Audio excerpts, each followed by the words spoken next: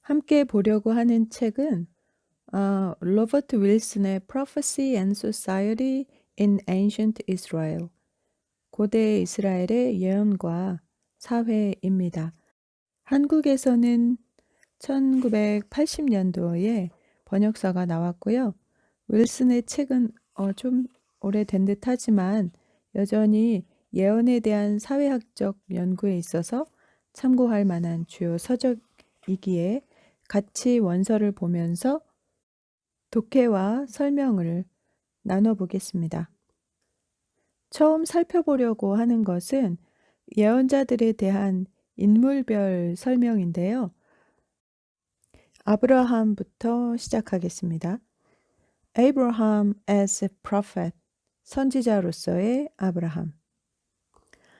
In the Elohist version of the story of the ancestors in danger, the writer refers to Abraham as a prophet.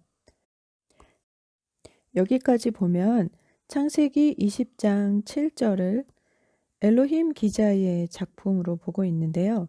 엘로힘 기자, 즉 이 창세기 20장 7절의 성서 저자는 위험에 처한 여자 선조, 사라를 얘기하겠죠. 이스라엘의 여조상인 사라가 위험에 처한 사건을 기록하면서 아브라함을 선지자로 묘사하고 있습니다. 그러나 흥미롭게도 창세기 27장은 명백하게 이 선지자라는 칭호를 intercession, 중재하는 사람, 중보자와 연결시키고 있다는 것입니다.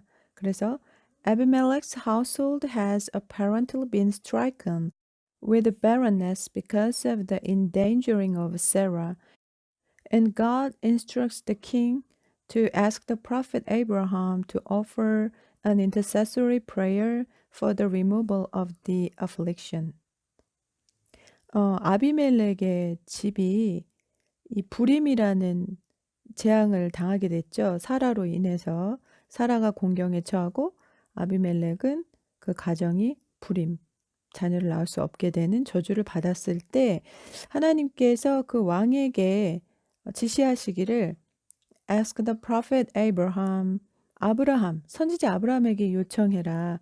중보하는 기도를 해달라고, 이 고통이 사라지도록 중보하는 기도를 해달라고 요청해라라고 지시하셨습니다. Abimelech does this, and Abraham's intercession is successful.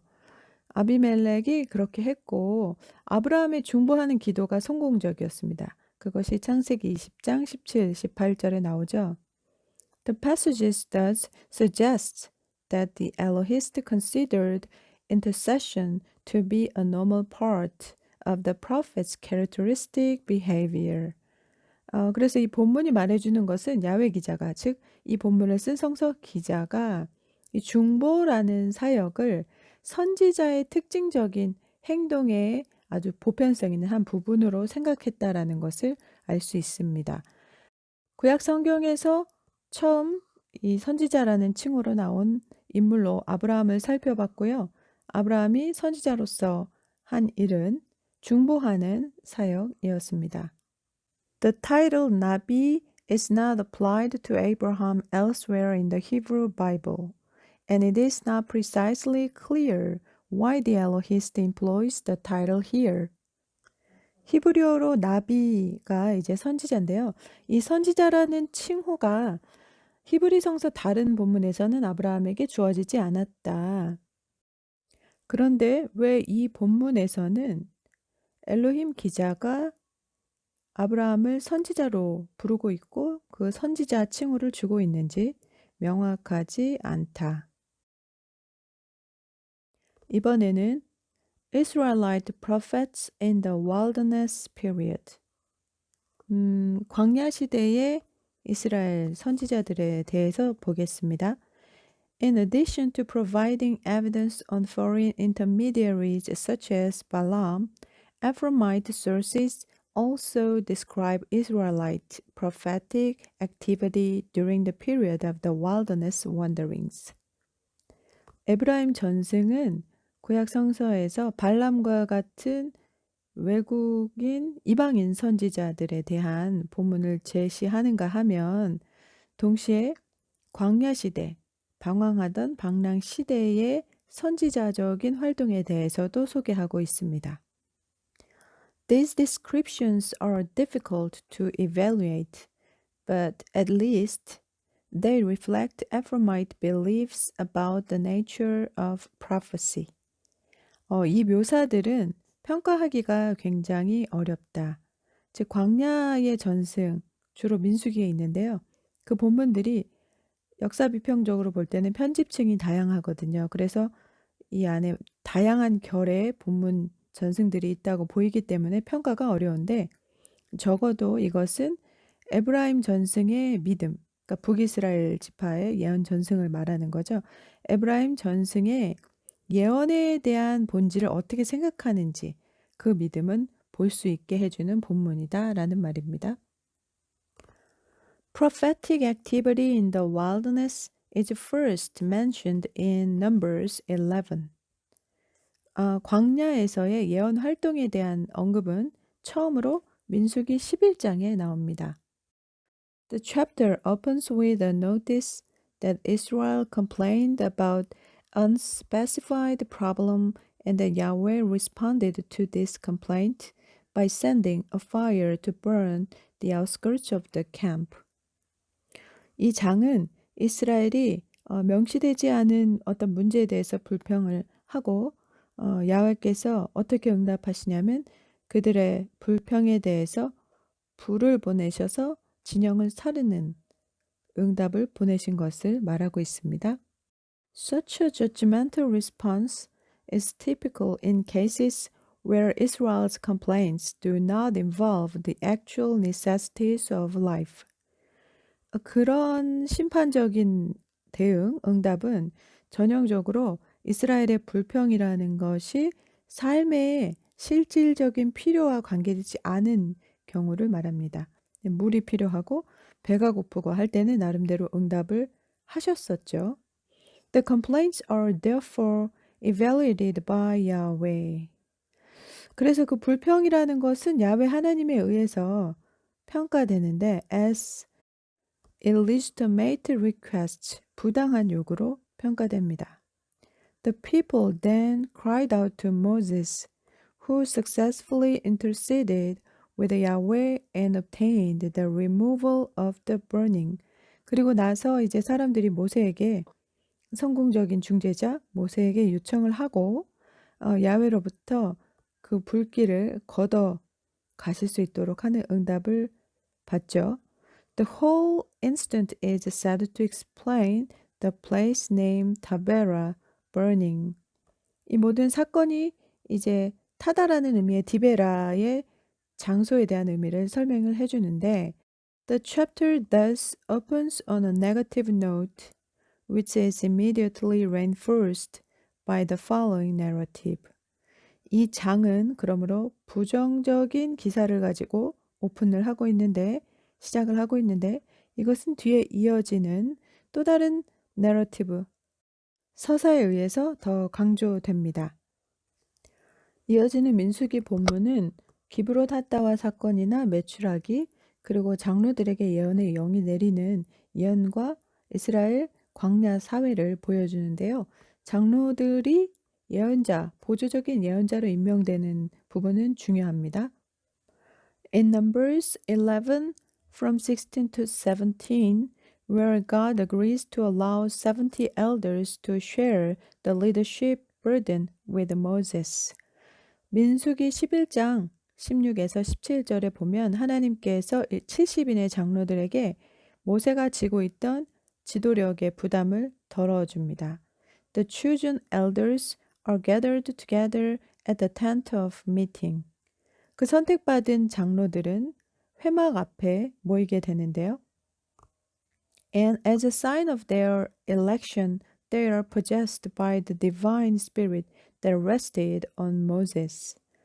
그들이 선택받았다는 것의 증표로서 모세에게 임했던 Divine Spirit, 거룩한 영, 하나님의 영에 의해서 사로잡히게 됩니다. As part of their characteristic possession behavior, they acted like prophets. 흥미로운 부분인데요. 그들이 예언자처럼 행동했다 말합니다. 예언자처럼이라는 것은 또 하나님의 영에 의해서 사로잡힌 그 전형적인 특징을 보여줬다라는 것입니다. The precise nature of this behavior is unclear.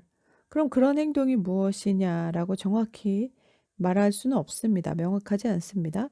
But it was obviously recognizable as prophetic behavior. 하지만 그런 행동이 선지자적인 행동이다라고 인식되었던 것은 분명합니다. A fact that suggests that prophets in this period did have a certain stereotypical characteristic. 그러니까 이 시기에 선지자로서의 전형적인 stereotypical characteristics, 전형적 행동 규범이 양상이 있었던 거죠. In this case, the narrator makes clear that the characteristic behavior was not a sign that the elders were to become prophets, but that their behavior was an indication of divine appointment. 이 부분은 로버트 윌슨의 해석이라고 봐야 될 것 같은데요. 분명하게 성서 저자는, 나레이터는 이런 행동들이 의미하는 것이 장로들이 선지자가 될 거다. 그 말을 하고 싶은 거는 아니라고 봤습니다. 그거보다는 오히려 그들의 행동, 선지자처럼 행동했잖아요. 그것이 무엇이 됐든 그들의 행동이 거룩한 하나님의 임명에 대한 표징이고 임명받았기 때문에 저렇게 하는 거다라는 걸 보여주기 위해서 묘사했다라고 윌슨이 본 것입니다. 70인의 장로에게 모세 예언자 직분과 그 사역의 부담이 어쨌거나 공동 분배된 시점이 명확하게 있었는데요. 이에 대한 해석은 굉장히 다양할 수 있습니다. The second passage bearing on the question of Israelite prophecy in the wilderness period is also set in the context of a murmuring story.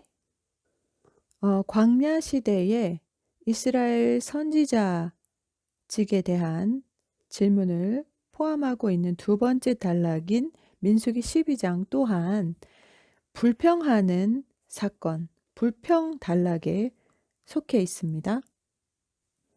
Like Numbers 11, Numbers 12 seems to have had a complex editorial history.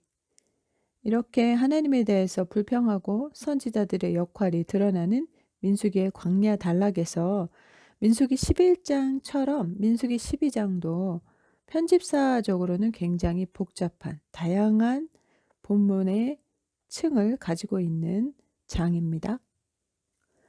Because Numbers 12 deals with Miriam and Aaron's challenge to Moses' authority, the narrative is sometimes said to reflect conflicts between segments of the Israelite priesthood.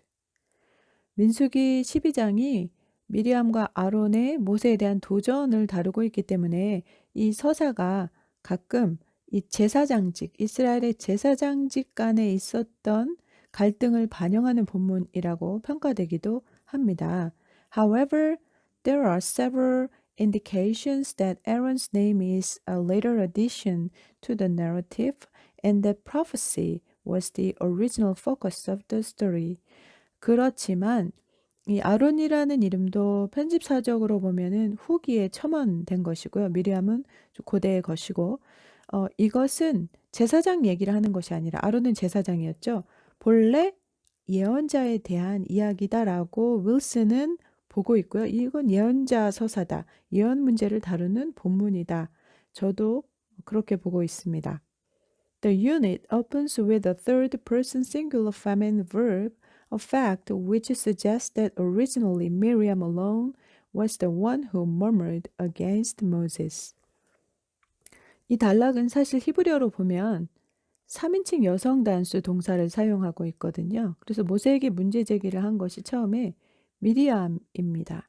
아론은 그 뒤에 미리암과 같이 입장을 공유했던, 그러다가 입장이 바뀐 그러한 인물로 봐야 될 것 같습니다. This suggestion is substantiated by the fact that Aaron plays only a subsidiary role in the following story. 그러니까 좀 아론은 두 번째 부차적인 인물이고요. Which deals primarily with Miriam. 이 본문은 미리암을 지금 다루고 있습니다. 본래 누구 얘기를 하고 있는 것이냐? 예언자직에 있어서 갈등 문제에서 미리암 얘기를 하고 있다는 것입니다. Miriam is elsewhere said to have been a prophetess, a fact which suggests that the narrative was originally concerned with a dispute over prophetic authority. 미리암은 아론과 달리 다른 본문에서 prophetess, 여선지자로 소개되고 있는데요. 그래서 이 서사는 본래 선지자의 권위에 대한 갈등과 그 논쟁에 대해서 다루는 본문이다라고 보고 있습니다. Rather than denying Miriam's prophetic status, the narrative suggests that prophets are arranged in an hierarchy. 윌슨이 보기에 본문은 미리암의 선지자적 위상을 부정하는 것이 아니라 그보다는 이 본문이 제시하고 싶었던 것은 선지자직분 안에 있는 하이어라키를 정리하고 싶었던, 위계 질서를 정리하고 싶었던 본문이라고 보고 있습니다. The problem of contradictory prophetic messages is to be solved by accepting the words of Moses, who sees and hears more clearly than the other prophets. 그래서 이 예언자들 간에, 예언 간에 갈등이 있을 수 있는데 그 서로 다른 예언의 충돌 문제는 어떻게 해결이 되느냐 하면 다른 선지자보다 분명하게 하나님의 음성을 듣는 모세의 말을 수용함으로 해결된다는 얘기를 하고 있는 거죠. 광야 시대에 이스라엘을 이끌었던 선지자직에 대해서 그 리더십과 리더십 간의 갈등, 그리고 그 문제를 해결하는 과정들을 우리가 민수기 광야 단락에서 볼 수 있습니다.